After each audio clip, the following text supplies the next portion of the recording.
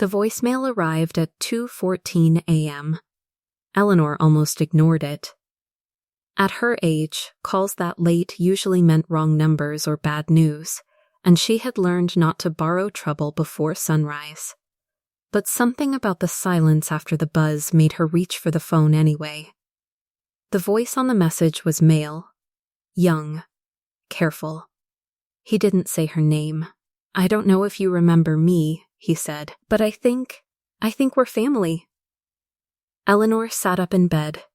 She had buried most of her family years ago. A husband who drank himself quiet, a son who left after one argument and never came back, a daughter who stopped calling once life became easier without explanations. Family, to Eleanor, was a word that belonged to memory more than reality. The voicemail continued. "My mother told me not to call. She said it would only bring pain.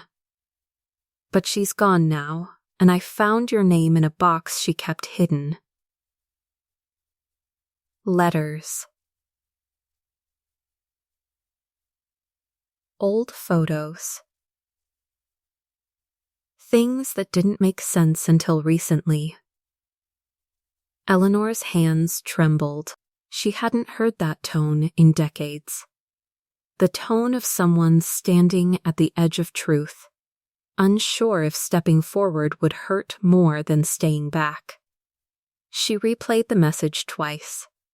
Then she noticed the date on the missed call. It was her son's birthday, the one she hadn't been invited to remember for 23 years. Eleanor didn't sleep after that. She sat in her kitchen as the sun rose, staring at the old landline she'd never unplugged, wondering which secret had finally decided to return. Some truths wait patiently. They don't fade, they only grow heavier with time. Eleanor waited 3 days before returning the call. Not because she didn't want to, because she needed time to remember who she had been when secrets still felt necessary. On the 4th morning, she brewed coffee she wouldn't finish, and sat at the small kitchen table where she had once helped her children with homework. The phone felt heavier than it should have. She dialed the number, hung up, dialed again. The voice answered on the second ring. "Yes?" Eleanor didn't speak at first. She listened to his breathing. It sounded nervous, respectful, familiar in a way she didn't yet understand. "This is Eleanor," she finally said. "You left a message." Silence followed. Then a sharp inhale. "I didn't think you'd call back," he said quietly. "I wasn't sure you'd want to." Eleanor looked at the window above the sink. The glass was fogged from the morning cold. "I didn't know whether I should," she replied. "But you sounded like someone carrying something heavy." His name was Thomas. He spoke slowly, as if choosing words that wouldn't collapse under their own weight. He told her about his mother, Ruth, about how she had raised him alone, about the box he found after her death. Letters tied with ribbon, photos without names, a hospital bracelet from decades ago. And Eleanor felt the room shift. Ruth. The name pressed against memories Eleanor had spent a lifetime keeping quiet.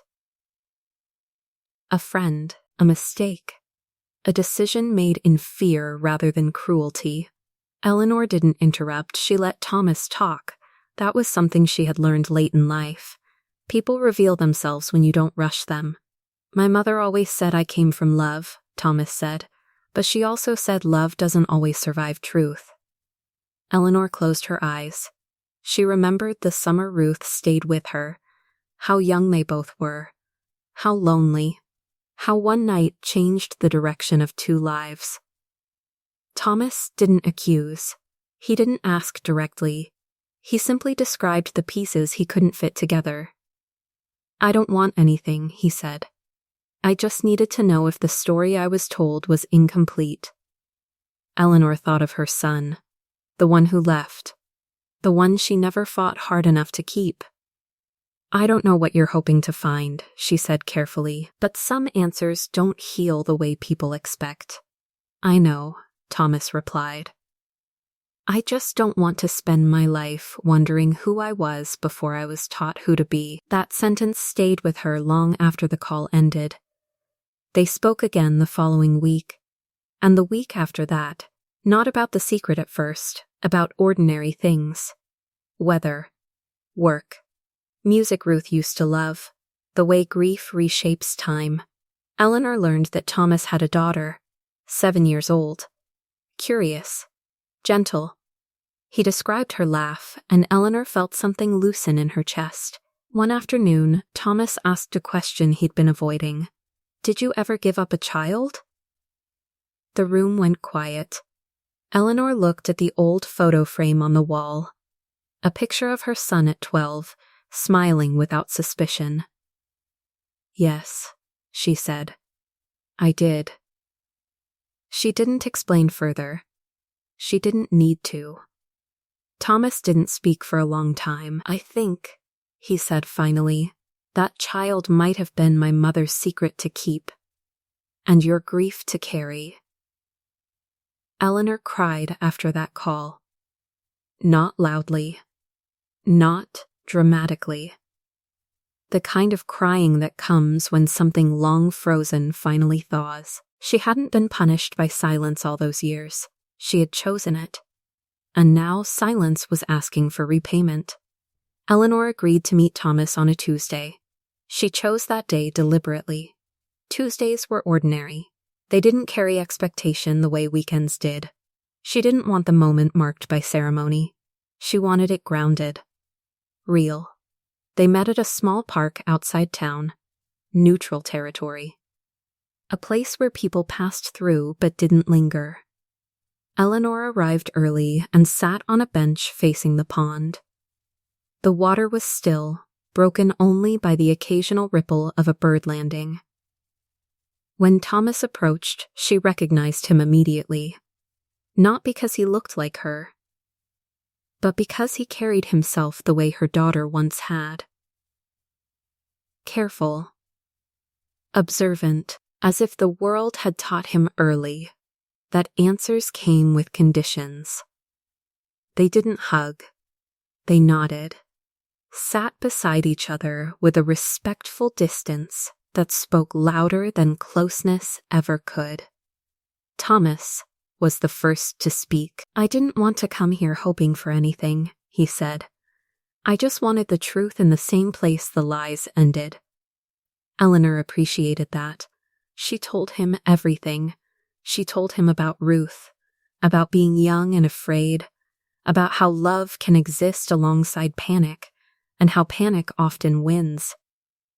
She spoke about the pressure, the timing, the choice she made because she believed it would cause the least harm. She told him about the baby, about holding her once, about memorizing her face like a prayer she was afraid to say again. Thomas listened without interruption. When Eleanor finished, she felt lighter and emptier at the same time. Confession doesn't erase regret, it just changes its shape. "My mother never hated you," Thomas said quietly. "She hated the silence around you." Eleanor nodded. That felt accurate. They spoke about his mother then. About the woman Eleanor never truly stopped thinking about the strength it took to raise a child alone while carrying someone else's secret. "She loved you," Thomas said, "in her own way." "I know," Eleanor replied. "That's what makes forgiveness complicated." Thomas hesitated before asking the final question. "Do you want to meet my daughter?" Eleanor's heart skipped, then steadied. She had learned that wanting wasn't enough, that timing mattered more than intention. "I don't want to confuse her," Eleanor said. "Children deserve clarity." Thomas smiled softly. "She already knows you exist. I told her you were important once," Eleanor swallowed. They agreed to take things slowly. No titles, no expectations, just presence. Weeks passed. Eleanor met the child. A girl with Ruth's eyes and Thomas's quiet strength. She didn't call Eleanor anything special. She didn't need to. She simply held Eleanor's hand while walking, as if that were the most natural thing in the world. Eleanor didn't try to reclaim what she lost. She understood now that love doesn't rewind. It continues differently. One evening, after Eleanor returned home from visiting, she sat alone in her kitchen and realized something profound. The secret hadn't destroyed her family, the silence had. And while she couldn't undo the past, she could refuse to let silence shape the future. Some stories don't end with reunion. They end with honesty, and sometimes that is enough.